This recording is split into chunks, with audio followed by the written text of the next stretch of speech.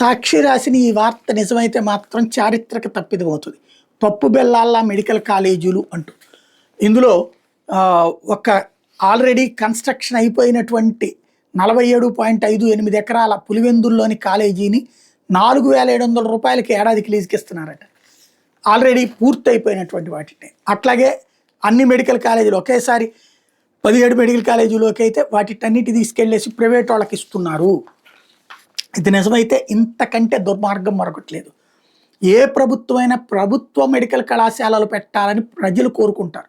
ఎందుకంటే private medical కళాశాలల్లో ఫీజుల నియంత్రణతో వాళ్ళు ఇష్టం వచ్చినట్టు ఉంటుంది. ప్రభుత్వాలు ఇచ్చిన రేట్ల కంటే ఆ పైన ఆ ఫీజు ఈ ఫీజు అని అడ్డదిడ్డంగా దోచుకు తింటారు.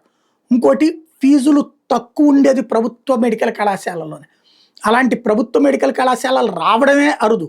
మోడీ పుణ్యం అని చెప్పి వస్తే దాన్ని తీసుకెళ్ళి మేము మెయింటైన్ చేయలేమని చెప్పేసి ప్రైవేట్ వాళ్ళకి ఇవ్వడం అంటే నిలువునా దోచిపెట్టడమే. ప్రైవేటు వాడికి ప్రభుత్వ సొమ్ముని నిలువునా దోచిపెట్టడమే. అది ఖచ్చితంగా కుంభకోణం అనకపోవచ్చు, పథకం అనొచ్చు, సంక్షేమం అనొచ్చు, లేకపోతే ఇంకోటి అనొచ్చు. కానీ రాష్ట్ర ప్రజలకి జరిగే అతిపెద్ద ద్రోహం అవుతుంది, చారిత్రక తప్పిదం అవుతుంది.